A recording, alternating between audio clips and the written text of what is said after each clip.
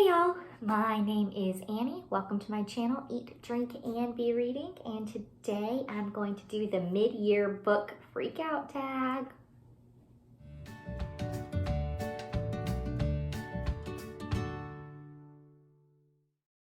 Okay, so I've seen this going around BookTube a ton, and I thought it would be a fun way to go over what I've read so far this year and think about the books and the characters that I enjoyed and talk to you about them. So I think there are, pull out my trusty sloth notebook. It's going to be sad when I get through this whole thing. There are 13 questions, and yeah, let's do it. Okay, question number 1, best book you've read so far in 2020. I realized as I was looking back through my reading journal about what the books I've read this year that I've read a lot of really good books. I've only read a handful that I really loved. And so I think though my favorite has been Little Women by Louisa May Alcott. I lent this to a friend and I'm hoping she's gonna love it too. There were a couple aspects of the book, like the plot, that weren't my favorite, but I still think the experience of the book and reading it and just loving it was so wonderful that I think that when I look back on this year, at least this first half, the book I'm going to remember the most is Little Women. And yeah, I think it's made me realize I do actually enjoy classics, and I've read one classic since. I've bought another one, and I can't wait to read more. Number 2, the best sequel you've read so far. I've actually only read 2 sequels. I've read a lot of standalone books this year. And the best one I read this year is Wundersmith by Jessica Townsend. This is the sequel to Nevermoor, which I also read this year.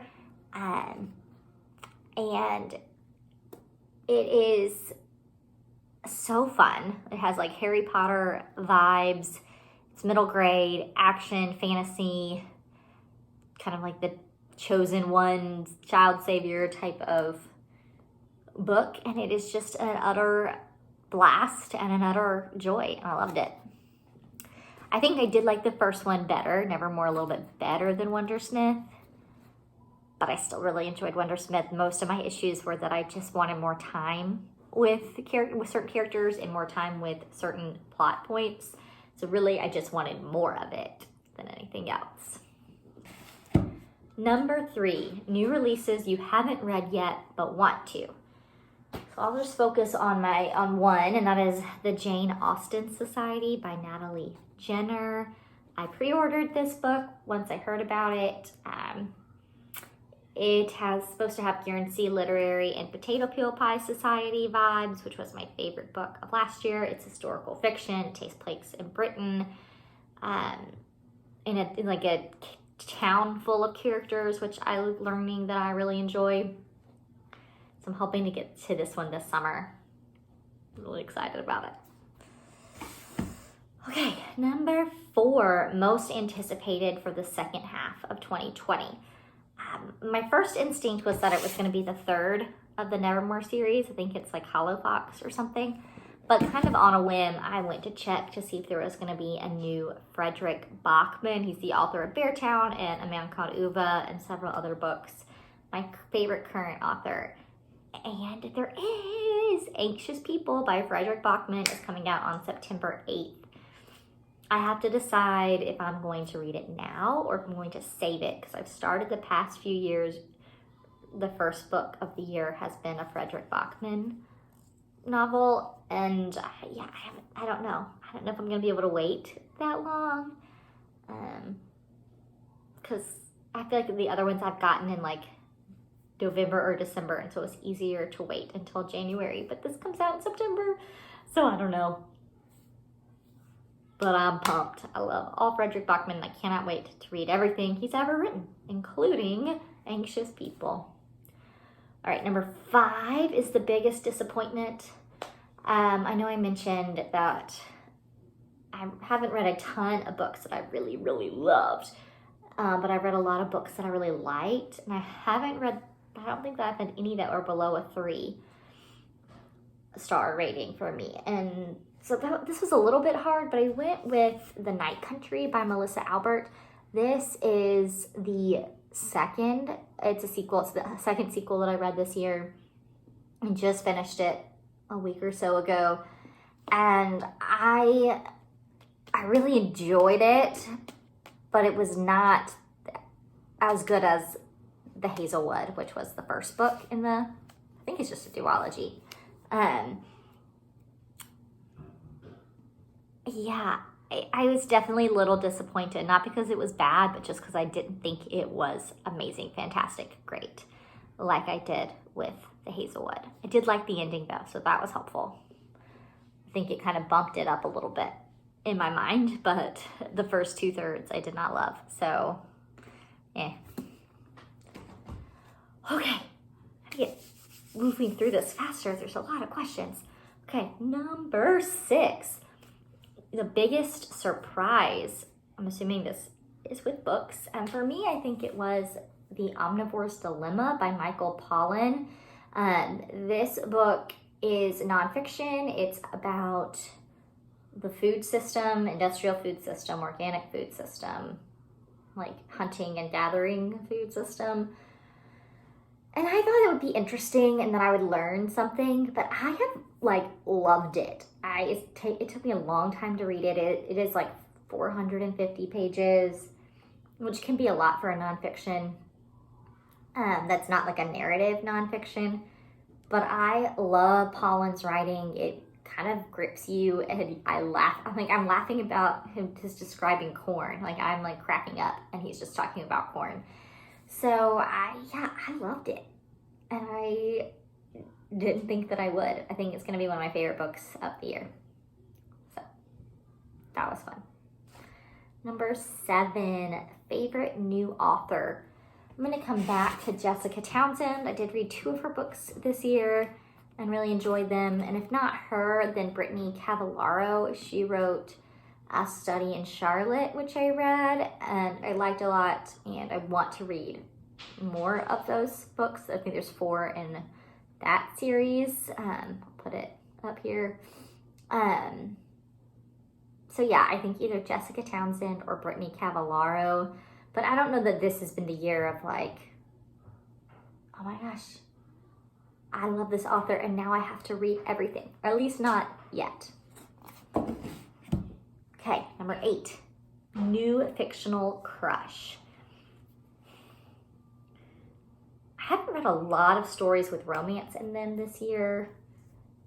I think I'm gonna go with Laurie from Little Women, even though there is definitely a part of the book where he is being a dum-dum and a turd.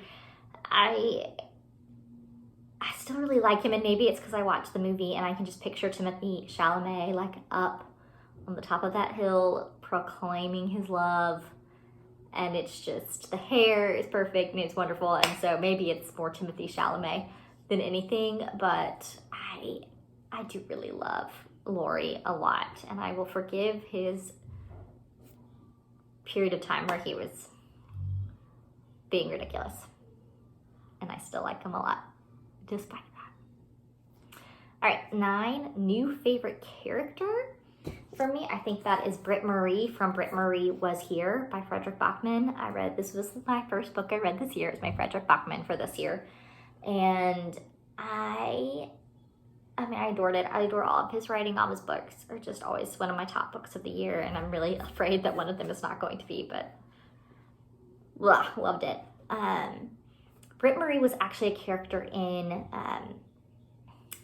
My Grandmother Asked Me to Tell You She's Sorry, and I didn't love her in that, but getting to have an entire story and getting to hear her side of things and her thoughts. She is this very particular kind of cranky older lady who is actually just full of love, and I think that she is wonderful, and I adored her, and I adored this book.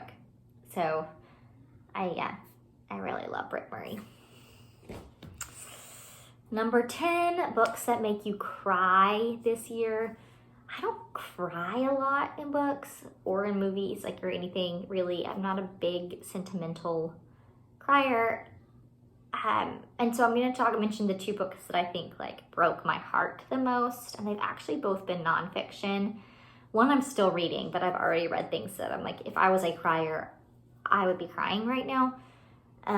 But the first one is The Indifferent Stars Above by Daniel James Brown. Actually, incidentally, both of these are audio, I listened to on audio. And The Indifferent Stars Above is the story of the Donner Party, which was a group of people who were crossing America to go out west and to start over in the west. And they get stuck in the Sierra Nevada mountains in the winter, and many of them end up resulting in cannibalism in order to stay alive. And for most of the characters, instead of feeling like shock or anger at the decisions they made, I just remember being heartbroken that they were put in positions that they were put in. And it was just really sad and heartbreaking. The other book is called Be the Bridge by Latasha Morrison. This is a book, I'm currently listening to it on audio, and she is talking about what does it look like to be a bridge builder between races, and talking about race relations, particularly in the church. And she spends a lot of time talking about history, talking about slavery, talking about Jim Crow. And they're things that I know because I've done a lot of research and work on listening and reading on that in the past. But man, the stories she tells and stories of her own life that she tells are just heart-wrenching. And yeah, there's a lot of corporate lament and confession that needs to happen, and her stories just make me want to cry. Number 11, books that make you happy. Okay, Little Women. It made me so happy. I loved it. It was like, even the sad parts, I felt like there was so much hope that it still made me happy. And then the next one, I will say Nevermoor, the first one of these. I keep talking about these, by Jessica Townsend. It was just an utter joy and a blast and so much fun.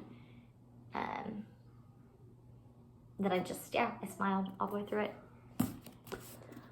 Okay, flipping the page. The last 2 questions. Number 12, the most beautiful book you brought or received. And that is The House in the Cerulean Sea by T.J. Klune. I mentioned in another video that the cover illustration reminds me of something in a child's picture book, which is actually, I think, a really big compliment. And so there it is. It is beautiful. Just mainly one of the big reasons I bought it rather than borrowing it from the library. Okay, number 13, must reads by the end of 2020. I have 3 quick ones. I'm going to try and be quick. The first is The River by Peter Heller. Anne Bogle of Modern Mrs. Darcy said this was her favorite book she read in 2019. And I bought it last year after she raved about it, and then I never read it. This is happening. This summer it's happening. The second is Persuasion by Jane Austen. I just really want to read some more classics. I bought this one and I wanted to read Persuasion for a few years. And I'm going to do it. I'm going to read it. And the last one is Homecooking by Laurie Collin. I have this on my Kindle. It's a food memoir. It's one of the first food memoirs that I put on my Goodreads TBR, and it's been there for a few years. I haven't read it, and it was on sale, and I bought it, and I want to read it. All right, my dog is whining at the door. If you can hear him, I'm going to get him in just a minute. But first, how's your reading been for these 6 months? What are some of your favorites, your disappointments? What are you excited to read the rest of the year? Let's talk in the comments. Like, subscribe for more bookish and fun content. And we'll talk later, guys. Bye.